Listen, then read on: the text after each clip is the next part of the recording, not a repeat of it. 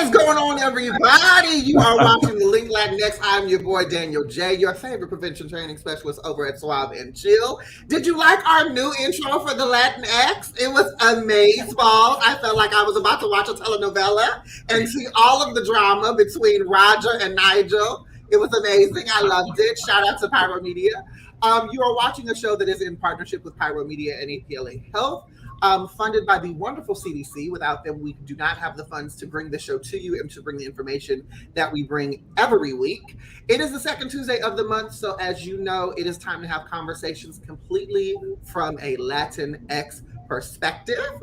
And so before we get into anything else, I would like for my co-hosts to introduce themselves, and then we have our special guest host who's new, and I'll introduce him in a minute. But Roger, go ahead and introduce yourself. Sure. Hello, everybody. Thank you so much for having us today. So my name is Roger Cediles. I'm the program manager of the substance abuse programs here at APLA Health. Welcome. Hi, everyone. I'm Nigel Rotha, the prevention training specialist for Project Impact.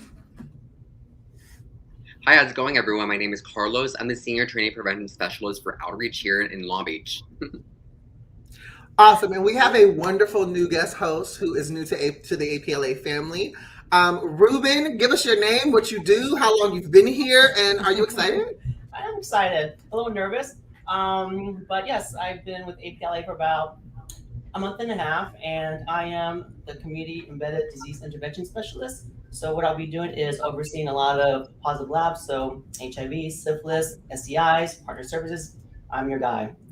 Baby, okay, try to say that title 10 times fast. Okay, that's a lot of words in your mouth, okay? I usually take things in my mouth, but not that much, okay? Not that much. But we're going to get into our ¿Qué tal segment. For those of you who don't speak Spanish, it basically just means what's up. We felt like, if we was going to do the LatinX, we needed a segment that sounded a little more Latin than what's popping, okay? So we decided on ¿Qué tal? Because we want to talk about what's going on. So the VMAs were this weekend, and Lil Nas X, honey, has been sweeping. We know him for the last couple of months to be trolling the internet and controlling our timelines with all of his shenanigans that I completely live for. He showed up in a full-on purple ensemble matched with a mullet, Jerry curl wig, giving me all of Sexual Chocolate from Coming to America. And it was just beautiful and everything. He landed up winning the award for Best Direction for his Montero video, his Best Video of the Year award, as well as, what's the other award that he won for? Best Visual Effects. And so, question to you guys, what did you guys think about his look for the VMAs? And what do you feel about Lil Nas X overall? Like, are you living for what he's doing? Do you not live for what he's doing? Where do you fall on the spectrum? Nigel, let's start with you because you just look like you have so much to say. Like that girl said, I'm not hating on the fit, but let's move on. At least, it's choices. But I really love him. I think he's doing a lot of great progress and mobility for queer folk, specifically queer people of color. And I'm living for him, and I can't wait to listen to his album on Friday. Have you ever watched Coming to America? I've seen bits and pieces of it. Okay, you gotta watch them because here's the thing. People saw his outfit and was like, what the hell is that? And it is a reference to a character that is played in Coming to America. And it's basically like this singer in the movie who is trash. But people love him. For whatever reason, people love him. And it is what it is. So the cultural reference was amazing.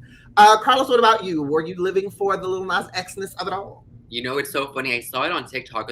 When I think it was an interviewer talking to Lil Nas X, and they were kind of seeing like Lil Nas X asked, like, how do I look? And then she's like, when it comes to certain looks, I'm just not gonna make a comment. I lived for it. I think it was amazing. I think when it comes to Lil Nas X, I think their outfits are always really out there. It's good or bad publicity is always publicity right there. I love it. When it comes to Lil Nas X, their courage and their expressiveness is definitely something that a lot of queer folks definitely need, and it's something that we're seeing it every day right now. So when it comes to his looks, I love it. When it comes to his overall music, I can't stop hearing it. So yeah.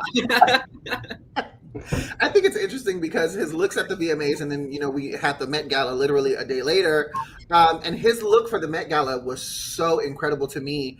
And Versace posted something where they talked about like the evolution of his Met Gala look, which was a story about really being comfortable in your truth and standing in who you are. So he showed up with this huge gold cape thing where it was like, this is the persona that I give to the world because this is what they expect.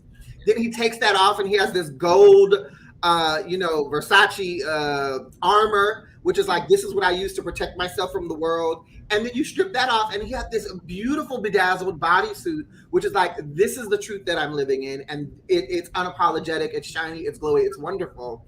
And to see that fashion story be told from a Black gay individual who's young with influence and platform, I was just like, Nas, I'm here with you, boo. I may not like all of what you do. I may not like all of the music, but I love you as a person, as a persona. I love you. I enjoy it. Roger. For me, super interested. I mean, I think that there's a lot of artists that will show us an image of this strong persona, whatever, but they are so nice, so soft, so vulnerable, and for him to say story with everything that he wear that day, like, it's amazing. And so I mean, I think it's empowering for people who want to represent themselves the way they are, they feel, and the they feel on that day. And so it was just an amazing thing. Ruben, are you a Lil Nas X fan? I am a Lil Nas X fan. I just really admire his artistry. He's so provocative and he's unapologetic. And he's a young Black gay male. He owns his queerness, and it's the visibility that we've been looking for the longest time. And what he's been doing is very just phenomenal.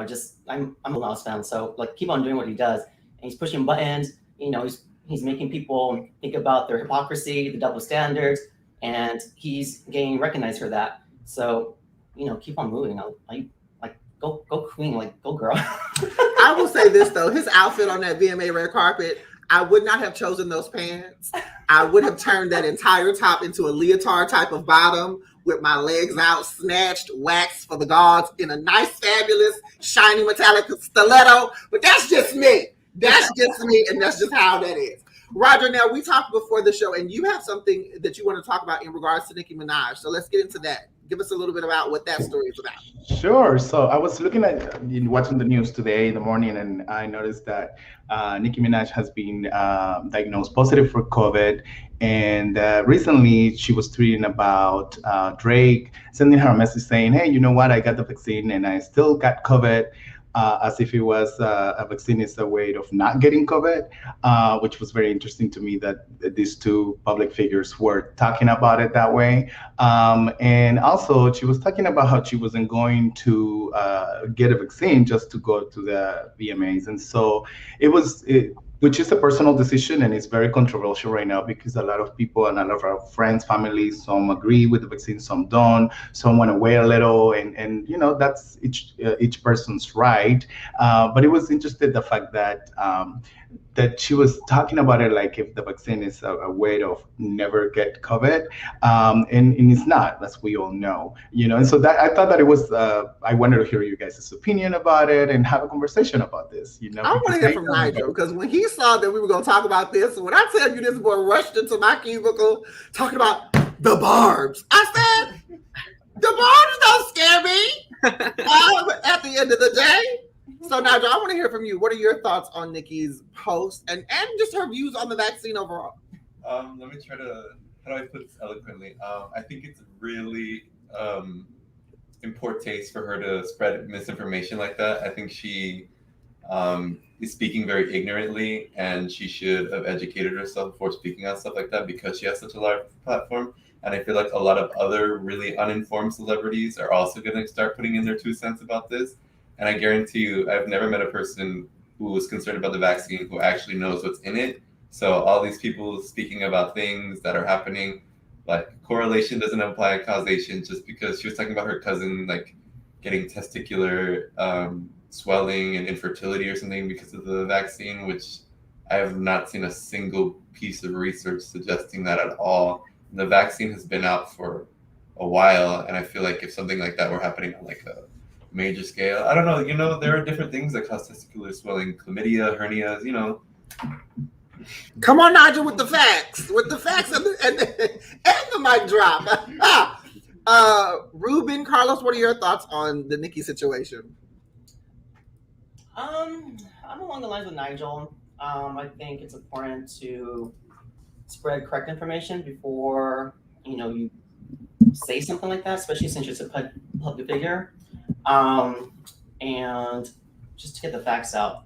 To be honest, I haven't followed Nicki Minaj in a long time. I'm following Cardi B, so come on, Cardi B. You about to make the people come for us. She's informed though. She's informed. I like Cardi B because she's informed. But this is about Nicki Minaj, and with that, it just just a little tacky. I think she should do better, be better, especially since she got a kid. I think it's very important for parents. I mean, I'm not a parent, I shouldn't speak, but just to do what you can to keep informed and keep everyone around you safely, especially your family. I think at the end of the day, my biggest issue with it is you have a platform, and we are in a space and in a time where this vaccine has separated families. The topic of this vaccine, whether to be vaccinated or to not be vaccinated, has really caused a lot of tension for a lot of people. You know what I'm saying? And so if you're going to speak about it, let me just bring my camera down. Ruben, if you could bring your camera down so that we don't have so much head space. Because I had to bring mine down, honey, because I was like, y'all don't need to see the ceiling. But I feel like at the end of the day, when you say things like that, you do one of two things. Either you put out false information that co-signs people who don't want to get the vaccine, who are also misinformed, or if you're speaking for the vaccine in certain ways, depending on how you speak in advocacy for the vaccine, then it becomes this like, if you're not vaccinated, you're evil, you're bad, and you're making a poor decision. And I think that celebrities really need to have a better talking point when it comes to COVID, when it comes to the vaccination process, because my stance on it is whether you get vaccinated or not, my biggest issue is that you are being safe. So if you're not vaccinated, you're still wearing your mask, you're still sanitizing your hands and being, clean, you're still keeping social distancing. You're staying home, you're not going to, super spreader events, because you want to live your life. And so all of those things kind of correlate for me. And I think my biggest issue with Nikki's, one of her statements was this whole, I'm going to do my own research now. Girl, we almost 2 years into this pandemic. Mm-hmm. The vaccine been out, girl, for a minute. And you just now deciding that you want to do your own research? Never mind the research that's already out there that's available to you to have. But, these are the reasons why certain celebrities should not be our political medical leaders in conversations about things that they don't have the range for. They don't have the what? The range. Okay? But we're going to move on. We don't want the Barbs to cancel us because we're trying to build this show. We're not trying to tear down prison. Carlos, you have some news about our current president visiting California. Let's talk about that. That is very correct. So as many of you guys are talking about when it comes to what's going on here in California, a lot of things have become politicized. So yesterday, September 13th, President Biden came over to Long Beach. He was visiting our Long Beach City College, and there was about 1,500 supporters there trying to get in line, and just a ton of protesters outside, ready to just devour the ones who were there, making sure that the president was going to be invited and welcomed there. There was going to be Alina Gonzalez, a councilwoman. There was going to be also Newsom was there too for a quick second, and it was just a very interesting conversation, and making sure that Long Beach Mayor Robert Garcia was just talking specifically about we need science right now, and more than anything, we need to have the facts, we need to have the research, we need to have the true facts of what is happening right now in this pandemic. California has done so many great things when it comes to making sure that the pandemic and vaccines and COVID has been organized correctly, organized as best as possible, at least. And I totally understand when it comes to a lot of different protesters. There was a lot of different signs outside saying F Trump, vaccine, yes to the recall, yes to getting rid of this president, yes to all this.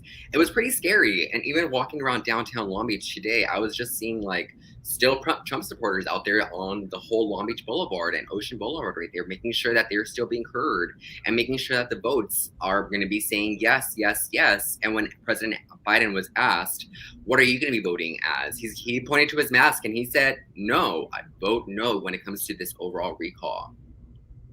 Mm-hmm. This is what I want to ask the panel is, so both Biden and Newsom have come under a lot of ridicule. And obviously, tomorrow is the vote for the recall. There were like 27 people on that ballot. Caitlyn Jenner made me laugh. I just ran across that name and I was like, girl, why? That's my personal opinion. That has nothing to do with APLA, Pyro Media, or the CDC.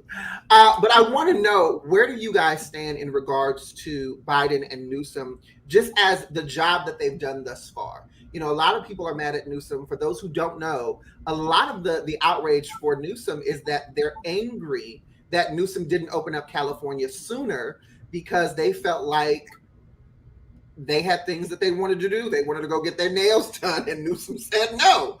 Other people are upset because when the emergency funding went out, he reaped a lot of benefit, being that he has a lot of businesses. So he was able to reap a lot of the financial benefit from COVID, whereas a lot of other people who didn't own businesses and who were struggling did not. So I want to hear, like, where are you guys in regards to that as it pertains to the recall and as it pertains to Biden's support? Ruben, let's start with you. There's never going to be anyone that's perfect when it comes to politics, anyone that would vote in. There's always going to be issues that I might not necessarily agree with, but I don't think this recall is necessarily the most efficient way of dealing with our resources. I mean, it costs over $100 million to have this recall. And just on the other side, like with the Republicans with GOP, if when Trump was in presidency and the GOP was ruling Congress, we were expected to kind of just accept with the outcome and wait for the election. So if you want a democracy, that's what the elections are for. I mean, next year we're having the elections for governor. It's a waste of money to have a recall this so soon when we're going to have an election for governor next year. It's just, they want to get what they want. They want to do things their way. And California's a joke. If you look at the nominees for governor, I'm like, seriously? These are the people that we're voting for, and it's like a joke. I mean, Gavin Newsom's not perfect by all means, but, we still need to give people a try. And solutions to a big problem are not going to happen overnight. If we really want to have a change, then we need to have advocacy and go to the governor and speak to our constituents. And if we do that, then we can make a change in our own state. And also, if you want a national platform, to the senators so they can vote accordingly. And these people just need to start being educated and stop wasting our resources. It's ridiculous. Come on for the not waste of resources. I'm here for it. Yeah, Nigel, what about you? What are your thoughts on the recall and Biden's support of Newsom? Vote no, personally. I also think it's a waste of money. I think it's mostly a ploy by Republicans to make it easier to get a Republican governor elected. I don't think Newsom is perfect. The only thing I personally have with Newsom is he's just very wishy-washy, and I don't necessarily think that that's his fault. Like when we were doing like a lot of the COVID precautions and stuff, he really buckled down. But then like during the last summer, he like released them all really suddenly, and then we had the worst COVID rate in the world at that time after that summer. So it's just just like he should just buckle down, and I understand why he doesn't, because there's so much outrage and people not taking COVID seriously and all that stuff. But I think he's offered a lot of really good benefits for the people, like housing assistance, housing relief. We have the longest extended non-eviction memoriam in the country right now, because ours is still going in effect, where the federal one was removed like a month ago.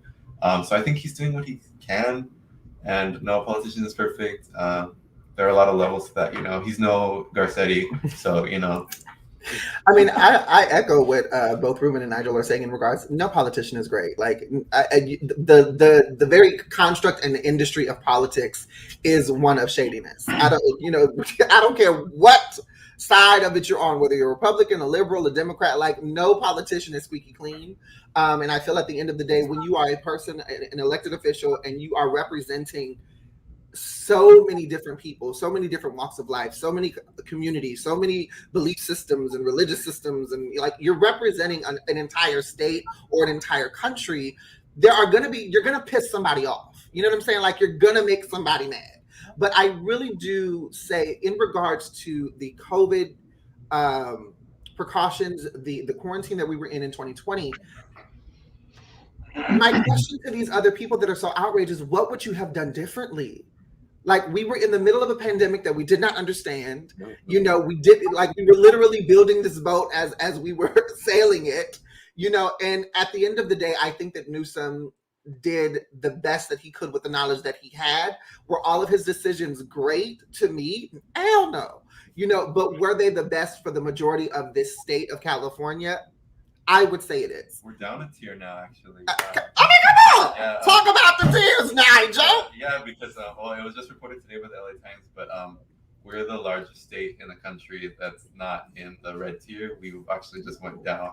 So vaccines work. We're actually one of the most vaccinated states in the country, and our rates are starting to go down. And there are some states doing a lot worse than us. So, you know, vaccines work. Educate yourself. Don't listen to Nicki Minaj. Make good decisions on your own. Read the CDC reports and the WHO stuff, you know. Trust them. This is why I work with this man, because he's amazing and I love him and he's educated and he's awesome. But we're going to leave our Get Dial segment right now. If you have some news that you want us to talk about, you can always hit us up in the comments section. I do want to shout out Joseph for a minute, because last week we had a rerun episode of The Link, and he watched the entire rerun show thinking that it was live and had a whole conversation by himself. So I want to apologize to Joseph, even though there was a notice saying that this was previously recorded. But Joseph, thank you so much for your support and your continued love. I do want to read one of his comments. He says, "I'm not for silencing anyone, but this misinformation regarding Nikki is literally killing people. If it isn't your field, just don't." And that's what if you don't have the range, oh, honey, just sit and watch the show, okay? You can write a hate letter later. But I want to jump into our main topic today, and we have a pretty meaty topic that we're going to be talking about today. Popes, Bibles, and the gays. Oh my God. So we've been talking about amongst ourselves topics and things that we feel really affect the community. And one of the conversations that we came up with was this discussion about religion. We know that in the Latin community, religion is huge. I mean, I don't know if you've heard of the Catholic Church, but yeah, kind of a big deal, kind of everywhere, kind of like a whole constructed system on its own. Like, when you have a religion that has literally its own government, we're talking pretty large here, people. And so we wanted to jump into the conversation about how do Latin Americans, or Latin people, period, navigate queerness and religion? Are we included in that? Are we not included in that? Have we left our religions because, you know, it was a denial and a shame and a condemnation to the truth and authenticity of who we are? And so I want to open up this conversation with our first question, which is, do you guys feel that people can be queer and religious at the same time? And if so, how? And Roger, I want to start with you. Oh, wow. Thanks. So I personally do not. Just because I feel that religion is really a structure of rules that you have to follow, and if you're not really following that, which most people don't anyways, so it's a personal opinion. Like I said, there's always going to be something where you're not complying with the rules of whatever religion you're part of, because we're humans. And so I personally do not find myself being part of any religion in particular. I grew up in Catholic Church, and is it's my personal decision. But I know the people that are part of the LGBTQ community who feel part of one religion or another, and I respect that. But I do not. He's like, look, I just don't think that it's possible. Nigel, what about you? Do you think that it's possible for someone to have a religious foundation and still be queer? For me personally, I don't. I also agree with Roger. I don't think you can. I think you can be queer and spiritual, but not queer and religious, because within the confines of organized religion, as we see it nowadays, queerness is inherently sin for like Catholicism and Christianity, and they often teach you to, what is it? How does the phrasing go? Love the sinner, hate the sin, or whatever. Oh yes. That rhetoric that they often like throw around. I just think it's not possible. I think you can interpret spirituality however you want and choose to live your life. And if it brings you happiness and joy and it makes you feel good, then do it. But I don't think in places where organized religion is established, you can't do it. I don't think so. Well, Carlos, Ruben, I want to ask you guys a different question. Do you think there is a difference between being religious and being spiritual? Yes. I think Ruben says yes. I think when it comes to, they almost go down parallel to one another, but they're not exactly the same. I mean, when it comes to spirituality, I could definitely say I'm very spiritual. I would not say I'm very religious, because religion is going to be me subscribing to one specific, whether it's Christianity, Catholicism, Buddhism, or anything like that. That's what I would subscribe as religion. When it comes to spirituality, it's still kind of that moment of when you want to pray for your food and say thank you. I think that's spirituality right there. When you're kind of just being gratefulness, you're appreciating it. So I think to my personal self, I think you could be queer and you could be religious, depending on, what religion works best for you. Not all religions stem from, not all religions are going to be strict, hard Pentecostal Baptist Christians. There's going to be other religions that are going to be accepting of queer individuals. Whether it's going to be, there's different other religions. I was looking before when it comes to my school, and previously when it comes to teachings of different religions. And yes, there is the golden rule that is applied amongst so many, which is maybe treat your neighbor like the golden rule. How does it go? Treat your neighbor how you want to be treated yourself, or anything like that. And one of the things that it comes to that is that's kind of the golden rule amongst a lot of different religions. So I feel like spirituality is the root of it all, and then the branches is religion, however you want to subscribe to it, whether it's a queer folk, a traditional hetero couple, or any other way. So I feel spirituality is the root, and religion is branches, and that's whether it's God, Allah, Jesus Christ, or anything like that, in my opinion. Ruben, what about you? I do believe there's a difference with spirituality and religion. But I also believe that you can be queer and religious. Spirituality is a lot more fluid. It's a lot more personal. It's a lot more relationship with whatever spiritual upper being that you may have. Religion is a lot more structured. There's more doctrine. But I definitely do believe you can be. It's more about what do you want from yourself, and what do you see outside of yourself in terms of what relationship you kind of want to have with a higher being. A lot of people find comfort in religion because it brings them structure. It doesn't necessarily have to be with what you grew up with in terms of the strict guidelines and going to catechism. I grew up Catholic, which I hated going to Saturday school. I mean, as a kid, I don't want to go to school on Saturday. I want to go outside and play. So, I definitely do think you can do that. But especially here, there's a lot of religion, so I can see the confusion, and a lot of times people having difficulty with that. But just because you're queer and you're gay, and I think it's our kind of responsibility to challenge that. It's okay to be gay, and for those that are religious, it's okay to be religious too. It's not necessarily a sin. There's very little in it. A lot of people commit sins that are a lot far worse that's mentioned in these doctrines, and yet they still continue. Look, pork is supposed to be against Christianity, and look at people having premarital sex. Because I'm gonna add bacon on my burger. Look here, I'm gonna add bacon to my sandwich.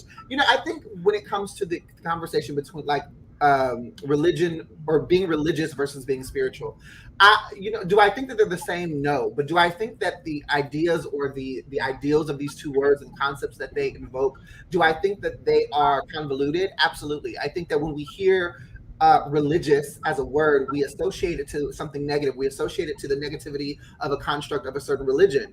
And I was having a conversation with a friend of mine who, he's a Christian believer. And one of his gripes was it angers him when people want to just down all Christians because of the misrepresentation of unfortunately quite a lot of them. And he said, but a person who's a real Christian, like they're not approaching the queer community specifically with that negativity. They're not condemning them. They're not like they're walking in this love space. And one of my kind of rebuttals to him was, and it reminded me of a James Baldwin interview where he said, I don't know. I'm sure that this experience that you're talking about exists, but I've never experienced it. And, I don't know if people who are Christians believe that I'm going to go to hell. What I do know is that when I go into most Christian spaces, I'm going to burn for eternity for who I am. And so I personally think that it is possible to be queer and to be religious. To me, being religious is just following a particular structure of how you work with your spirituality. To me, when I hear people say I'm spiritual, I kind of, the imagery that I get is kind of like dieting. Like they'll try anything that works for them, regardless of where it comes from. And to me, it's like, yeah, you can do that. But if you're pulling from all these different belief systems, if you're pulling from all of these different places that sometimes don't coexist with one another, they kind of contradict one another, does that help you in a spiritual space? And so to me, I do think that we need to give a little bit more grace in regards to those two terms. But I absolutely believe that someone can be queer and be religious or spiritual. But I do think that the navigation of that is an individual journey, and there's an understanding and a conversation that kind of has to go forth. Ruben, you brought up something that kind of leads me into my next question, which is, why are the religious scandals seemingly so easily forgiven? Like we know all the stories about the popes raping the little children. Okay, we know the pastors who sleeping with all the people in the church and having all these illegitimate children that they don't want to claim, but they still have a job and they still have a congregation, but you come into a space as a queer individual, as an openly authentic, truthful queer individual, and all of a sudden it's like you're bringing the second coming of the apocalypse. Why do you think that is? Now, Ruben, I saw you give the little money signal. You said it's about that coin, honey. So what are your thoughts on that? Money and power. I mean, well, I'm speaking from the Catholic Church because that's what I grew up in. The Catholic Church goes way back in history in terms of a lot of the wars that have been started and control, in terms of these things that allow the scandals to be swept under the rug. Just the power that they have in the world that we may not necessarily see, or that we just turn a blind eye to. And with all the money that they have, money talks in terms of shutting people up, and the Catholic Church has lots of it. They have lots of money, and power. So unfortunately, these scandals, which, I mean, it's tough and it sucks. It sucks when you're like a little down here in the hierarchy, and the Catholic Church is up here. It's like almost fighting like a losing battle. You don't know what to do, and it just sucks.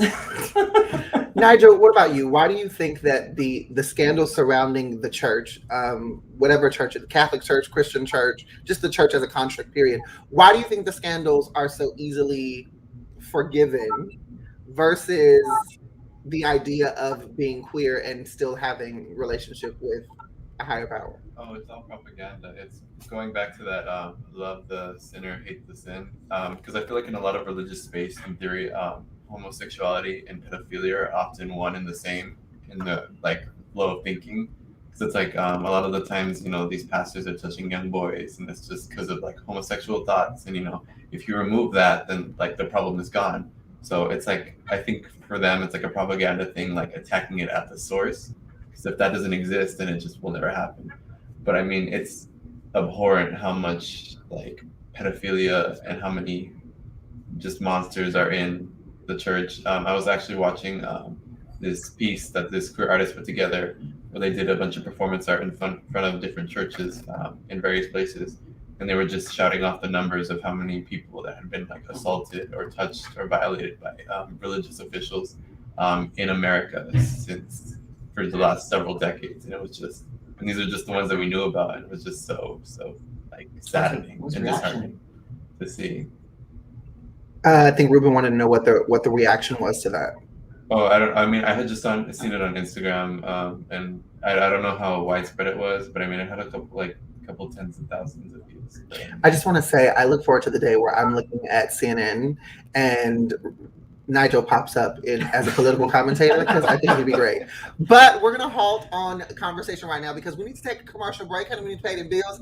And y'all need to know about Swab and Chill, and you need to come in and get these here tests so that you can know your HIV status. So while you look at that, we're going to freshen up, take a little break. And when we come back, we're going to continue the conversation of popes, Bibles, and gays. Oh my! But when we come back, one of the top questions that I have that I want you guys to be thinking about during our break is, does God love the gays? So when we come back, we'll dive into that right after this.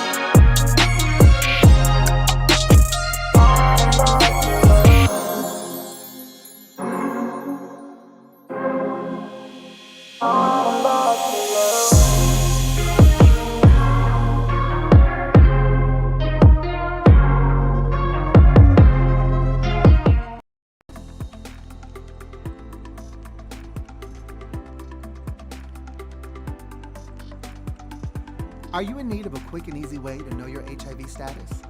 Swab and Chill is a discreet way to learn your status in the comfort of your own home.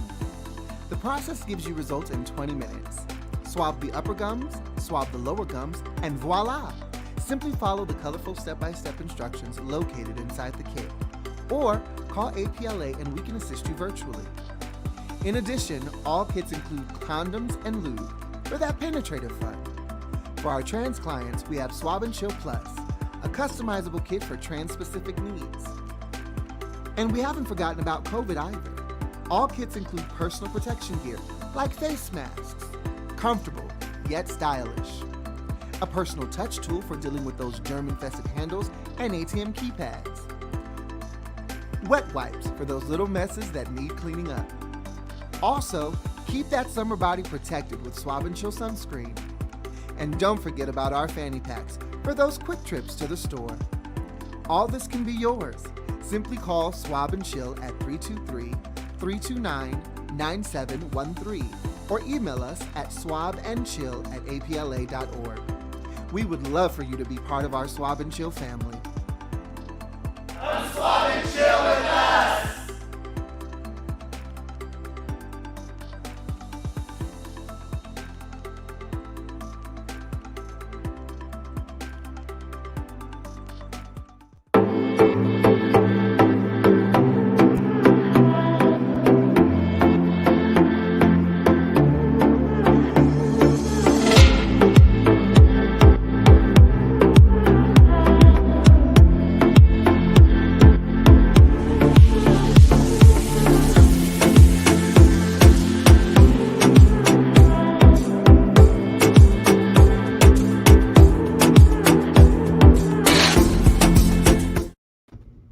And we are back. Such wonderful commercials. Yes, we learned so much about Pyro Media and Swab and Chill. Remember, if you are somebody that you know is in need of an at-home HIV test, please reach out to us at swabandchill@apla.org, or you can call us at 323-329-9713. Specifically, if you are a Black or brown man, 18 to 39, living in the Los Angeles County area, and you have sex with other men, please reach out to us because we can get you tested and we might be able to give you a little money. I'm just saying, you know, it don't hurt. It don't hurt when you need a little something.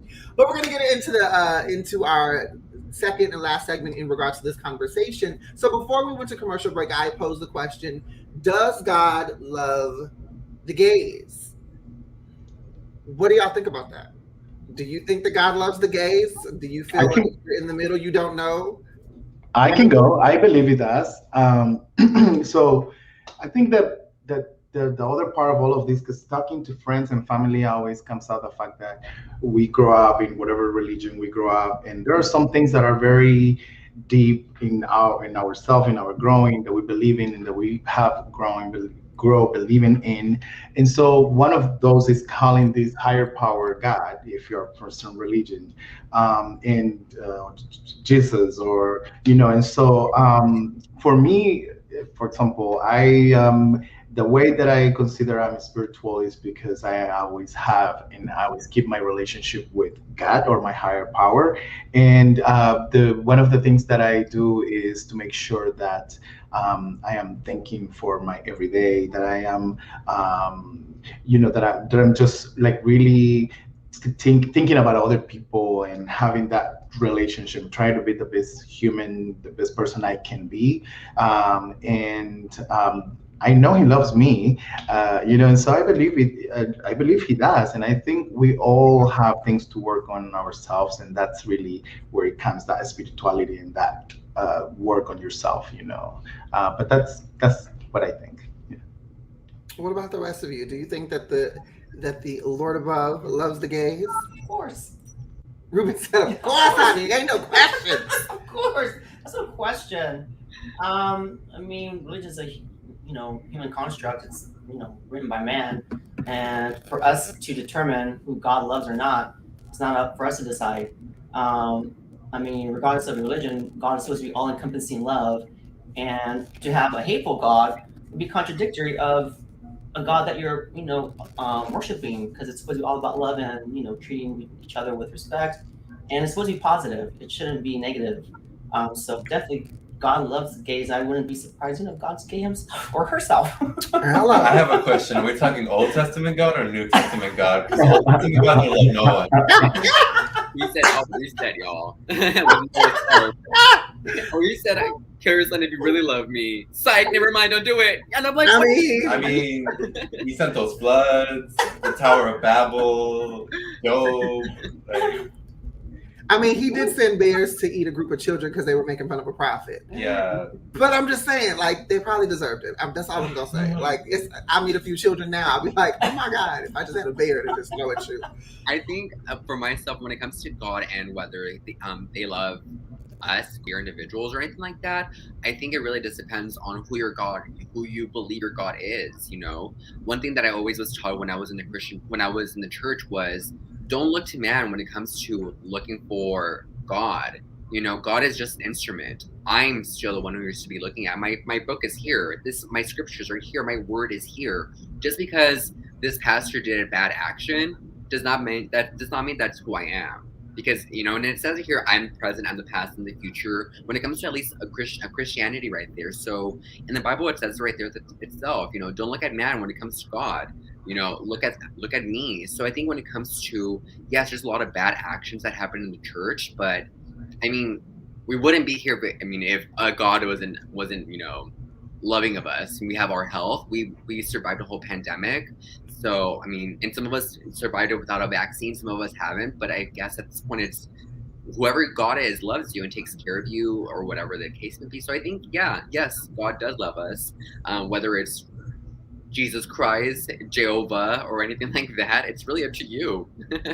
And no shade to those religions who believe in a multiple God system. There are religions where they have multiple gods, for different things. And so, but here's my question. I know in the discussion that we had in prepping for this show, one of the things that came up were, people who have left their religion, people who have left the religion that they kind of grew up with, whether Catholicism or Christianity or whatever their religion may be. And one of the questions that was posed was, for those of you on the panel, are there things from the religion that you grew up in that you still hold dear to you, even though you may not necessarily actively still practice that religion? Like for me, I grew up in a Christian household. for those of you who know anything about the Christian denomination, it's a whole lot of different types of denominations. Church of God in Christ, or Kojic, is one of the larger ones. And a lot of my family was either Baptist or Kojic. So there were a lot of restrictive rules as it pertained to those two denominations. And although I don't actively attend a church, although I don't actively partake in the construct of the religion, there are still things that I do that religion taught me. Praying, fasting, reading the Bible, really studying the language and the context and the culture of what I'm reading, so that I don't just, insert today's idea of what that could mean, but really understanding what it means in that time for that people, and then how it, relates to how I live my life today. Like, there are still things from Christianity that I enjoy and that I still practice, but I wouldn't necessarily go out and be like, oh, I'm a Christian, because I know for a lot of groups of people, that title, that name carries such a toxicity. It carries such a damaging trauma for people, And so for me, I navigate life, letting people know I am a believer of God. But I wouldn't necessarily say that I'm a Christian, because I understand what that title and what that name kind of denotes for people. But what about you guys? Like, are there still things, like Nigel, I know that we had the conversation where you were like, I'm not really into that. But are there things that you still kind of find that you gravitate towards, even though you're not part of necessarily any one religion? Don't kill other people. Be kind to others. Don't plunder. Don't steal. Do you have to drip with sarcasm? The basics? No, I mean, I think that's. Are you talking about the poorly? A bubble right above your head, it would be like, duh. It's like, the basics. I don't know. Like, growing up, I was taught a lot about it, and then as I got older, I've read lots of excerpts from the Bibles, just from like a academic perspective, just to give it like another try. It's just, I think the Bible is just really violent and scary, and just it's not for me, and I. But I think people feel that way about the Bible because, again, the way that it's been taught, the way that it's been preached, the way that it has been disseminated. Like, to know that the Catholic Church literally decided these books we're going to give to the people, but these books were not, because they may interpret it different, and they may not do what we want them to do if they read this part. And so there's something out there called the Apocrypha, which many people don't even know about, which includes the books that the Catholic Church did not include in the canon, which are the books of the Bible that we know today, Genesis to Revelation, we consider the canon. So I do agree that the Bible has been used to be a weapon and to kind of be abusive, but I also feel like part of that is people don't know, they're only getting the misinterpretation of what someone else is giving, so I get it on both ends, but I do encourage people, like, the Bible itself is not really the issue. It's the people that try to interpret it and preach it to fit their agenda. I don't know, Daniel. I don't know. I don't agree. Like, I mean, not anymore. I don't even remember it, but I did read the Bible for my whole high school, my whole years of, studying. And I always felt like, I grew up in a Catholic school, and so I always felt like anywhere I turn, I will be attacked, no matter what. And as much as I try to interpret it in a way that wouldn't hurt me or wouldn't make me feel like I'm not part of the religion, I will always end up there. And so there was a point that I decided that was not a book I was going to believe in. And then reading more, as we know, created by men, et cetera, I was like, okay, I'm done. This is not God talking to me. And I respect whoever feels differently, right? And I respect that people have their own relationships with their own religion, with our God, and all of that. And I respect all of that. For me, it's a no. And I do also, you were talking about, and then reading things like, like if you were like in the past, if you were a couple that were white and black, then you were a sin. If you were, like a sinner, then if you, like all these dumb things, it's just like how you're gonna interpret that differently.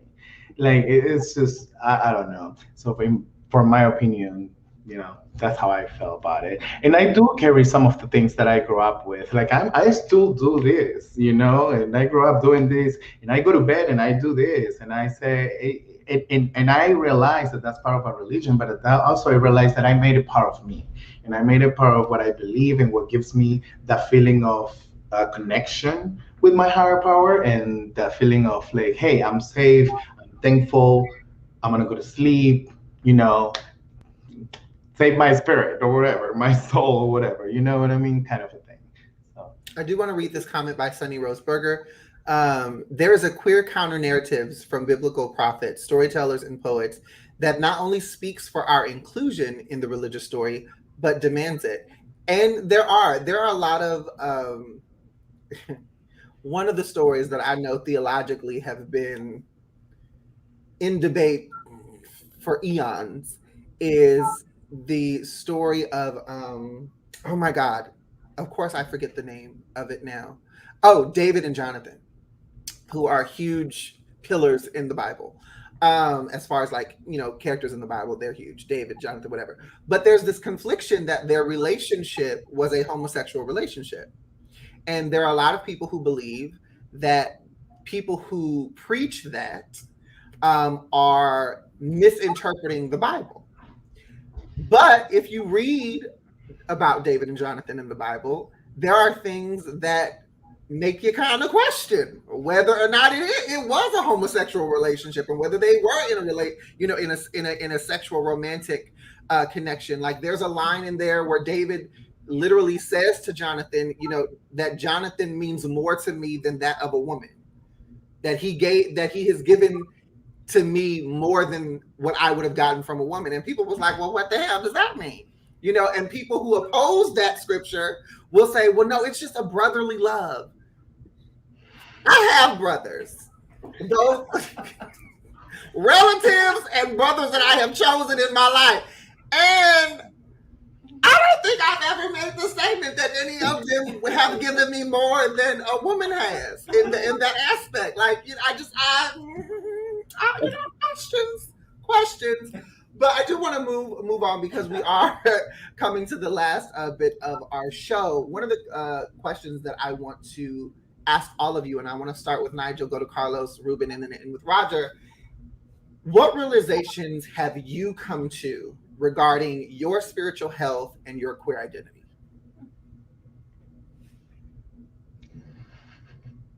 Nigel, I said I was starting with you, so I don't know why you playing with me. Why you playing in the face of these people? Because I'm like, that's like a complex question. I don't know. I feel like it's you had this question since yesterday. I know, but it's like just like hearing it posed. I'm like, what do I say to that? I don't know. I feel like that's a really like complex thing to talk about. For me, well, you got 2 minutes. All right, well, let's go through this. So to me, spirituality is something that's never been really important to me. Like the only thing I believe in is entropy. It's chaos out there. That's the only constant. That is the definitive thing in our universe, and I stood by that, and that brings me peace and comfort. It's all entropy. It's all random. I'm insignificant. That's what helps me go to sleep at night. So it's honestly not something I give a lot of thought to, because I think it's something that I'll never fully understand. Hence, I've decided to not think about it. So that is my 2 cents. Okay. Carlos, what about you? When it comes to myself and spirituality and overall queerness, I think, or just a healthy queerness self, one of the things I always do is meditate. I like to do yoga. I like to go running. I like to work out. And before my run, or before I do anything that requires energy or something like that, I like to meditate. And I think when it comes to my meditation, it could be seen like a prayer. I want to meditate, not really have a lot of thought in my head, but just stay connected to myself, stay connected to the universe, and just and I think I know when it comes to prayer and when it comes to meditation, before, when I was being taught, it was kind of just more a moment of just you and yourself and your thoughts and your God. And I think for myself, that's one of the things that I definitely took back with me, which is going to be being fine, being okay with myself, being okay with my present. And then at that point, just kind of just taking it all in and being grateful, taking in blessings, taking in positive energy per spirituality, because as mentioned before, there's a lot of chaos out there, and there's a lot of chaos in here too. But my moments of meditation, my moments of being grateful, my moments of absorbing the blessings and only breathing out the chaos really does bring a lot of, a lot of positive, healthy outcomes for myself. And I think that's one thing I really did take back from the church and my way of just kind of staking as a spiritual queer man. Ruben, what about you? What realizations have you made in regards to your spiritual health and your queer identity? Well, being a Latino gay male, and growing up in a very matriarchal household with my Malita, my tia, my mom, and being women, in a religious household, and women doing things that are technically not considered, the woman thing to do. So being gay and queer, allowed me to ask a lot of questions that I know Catholicism or religion can't answer for me.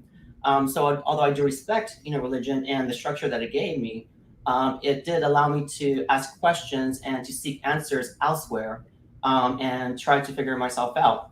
To realize that my queerness does not lie in my spirituality or in religion or anything but within myself, and to find my identity and to ask questions elsewhere. Whether it's going to be a right answer or wrong answer, the most important thing to do is to seek those questions. And if someone doesn't have an answer, that's okay too. Just to be okay with it, and most importantly, to come to the realization most importantly, is to love yourself and accept you for who you are. Queerness, religious, spiritual, and all the above, or maybe nothing at all, but love yourself. So, yeah. Roger, what about you? So for me, I think it's more about how you relate and treat other people, how you feel about others and yourself, of course, as well. Just like Ruben was saying, love yourself and all of that. I mean, that's just the beginning of it all, right? But also accepting yourself. I for a long time I battled with I didn't want to feel any negative feeling about anybody else's life in any type of shape or way. I think that the moment I felt like I was feeling some kind of envy or something about someone, I had to get to that higher power and really check myself and say what's happening here, because this is not a positive thing that's going to bring nothing positive to my life. And so things like that is what spirituality is for me. The other part that I think is very important for me is that I think I've done in my life the best I have been able to. And if I was to die one of these days, I don't fear for my spirit. I'm really in peace with everything I've done in my life, how I've done it. Like, I know I've done the best. I have treated people the best. So the best I could, and with respect and with love, whatever way that came out, that's another story. But I know what my intentions are. So that is that's how I interpret spirituality for me. It's just how I treat others and how I treat myself as well. The biggest realization for me in my spiritual health and my queer identity is that they're both individualistic journeys. And I don't believe that God would put me on this earth to feel like I'm living a lie, which, is why I fought so hard to find my authentic truth and to live in it unapologetically. At the end of the day, I make decisions for myself. I walk in an identity that I feel most truthful in. And even though I know that my decisions affect other people, I try to lead with love. I try to lead with compassion, understanding, mercy, and grace. And at the end of the day, I've never known anyone to die and come back and tell me what's on the other side. So, when it's all our times to go, we'll all find out who's right and who's wrong. But until then, I'm going to continue to live the life that I feel is most authentic to me. With that said, I want to thank you guys so much for tuning in today. Obviously, we here at APLA Health believe, and as well as in the prevention department specifically, we believe in holistic health. We believe in not only your sexual health, your medical health, your mental health, but also your spiritual health. And this was something that we all felt was a really important conversation to have, specifically as it pertains to the Latin community. So make sure that you are following APLA Prevention Department page on Facebook. Make sure that you are following us on YouTube. Every second Tuesday of the month, we are here, the link LatinX. I want to thank Ruben so much for being a guest host. Hopefully he feels comfortable enough to come back. I want to thank our regular hosts, Nigel, Carlos, and Roger, for all that they do. You guys are absolutely amazing. And until then, we are the Link LatinX. My name is Daniel J. And that is our show. See you next month. Thank you.